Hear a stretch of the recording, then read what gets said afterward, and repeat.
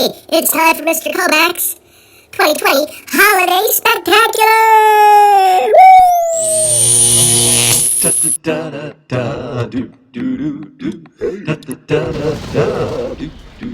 All right. Hey now. Mr. Kovacs Class.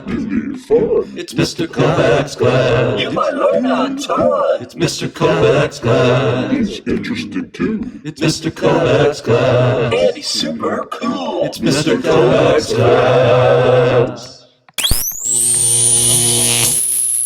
Ho, ho, ho. And now for some breaking news. That's right, friends, from the home office here in Greater Peru, New York.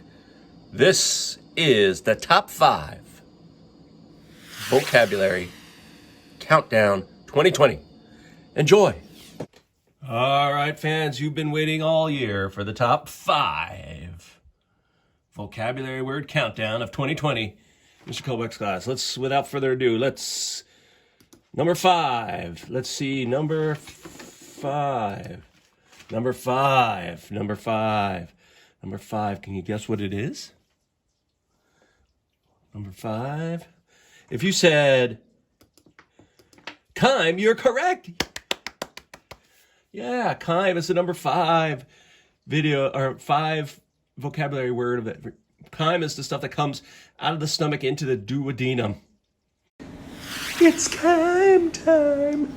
Right? Gastric juice mixed with food. It goes into the duodenum, and now pancreatic juice girl.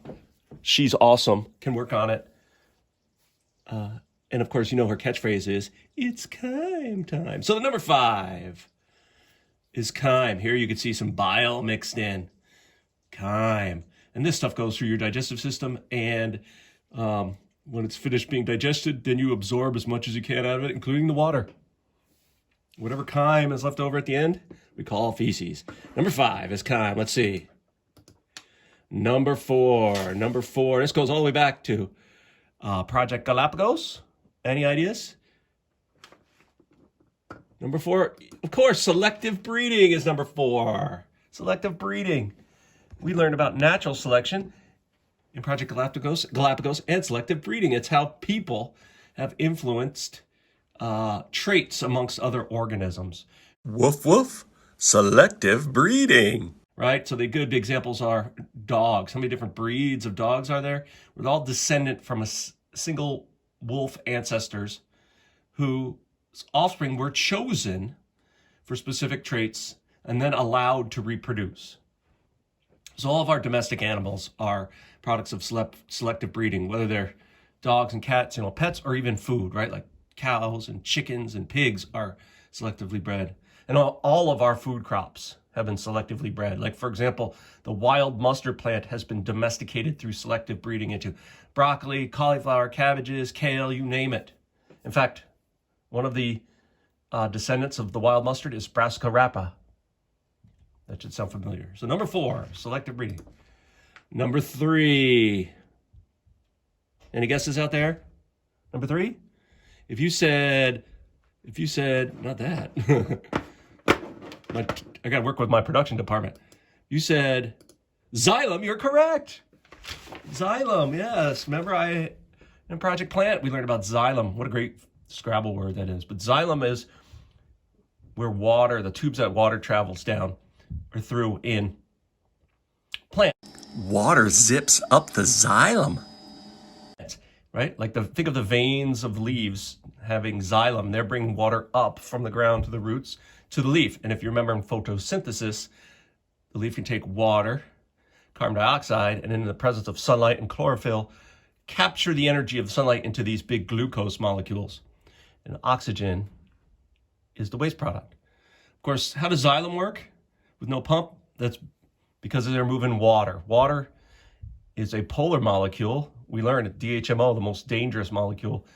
And polar means that it's got like a positive and negative side, so it sticks through static electricity to itself. So you can move water up a stem just by sticking it, the water molecules sticking to each other. How do you get the pull? You do it by what's called evaporation at the leaf or transpiration at the leaf. You'll learn more about that in the 10th grade. That's number 3, xylem.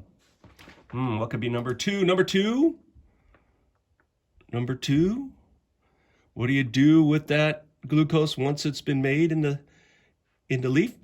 Well, you smash it. Smash! Number 2 is mitochondrion. Mitochondrion, right? That's the site of aerobic and anaerobic respiration, where you take glucose molecules and you smash them to get ATP. Glucose, right? If you do it with oxygen, that is the most efficient way to do it. And your 2 waste products are carbon dioxide and water. Wait a minute, water, carbon dioxide. Those are the ingredients of photosynthesis. It's like the reverse. It's almost like plants take the energy of the sun captured in glucose, and then mitochondria release that energy in the body of another organism through respiration. Number 2, mitochondrion. That's singular. Mitochondria is plural. Well, here we are, folks. We're down to the number 1 vocabulary word of the year. Number 1. This goes all the way back to our first unit, Project Heart. Number one. Any ideas? Number 1. If you said sphygmomanometer, you are correct. Hey, everybody. I'm Little Red, everybody. Remember me? Sphygmomanometer measures how much I'm being squeezed. Sphygmomanometer. That is the name of the machine that measures blood pressure. What is blood pressure? It's just the force that plasma pushes on the arteries, right? And sphygmomanometer works by basically squishing an artery flat and then listening to hear if you can hear the pulse go by. And you get some numbers that tell you how hard the heart is squeezing and how much, probably more importantly, how hard blood pushes when the heart's not squeezing, like in between the squeezes. And if your blood pressure is high, that can be an indicator of heart disease, including plaques, like if you remember John, who had that heart attack, right? So those are our top 5. Top 5, the number 1, sphygmomanometer. Hey, look, Little Red. Hey, everybody. It's been a great year. I wonder what awesome vocabulary words we'll learn in 2021. I don't know, folks. Stay tuned next year. Well, hot dog, that was some list. Woohoo! All right, people, your last assignment of the year, from mouth to mitochondria. Right, you did 4 slides yesterday for Project Beaumont, and you're going to finish them today. So remember, on each slide, there's a prompt. If I say ratty, that means I expect you to ratty. The slides are also blank, so you need to add a background or an image of some kind. And let's see, today's slides. The first one, what's the purpose of eating? No, really. And remember, you're trying to show me you understand things like, well, it's Project Beaumont. That you need energy from food to do life processes, and maybe you want to mention glucose smash and all that stuff. Second slide.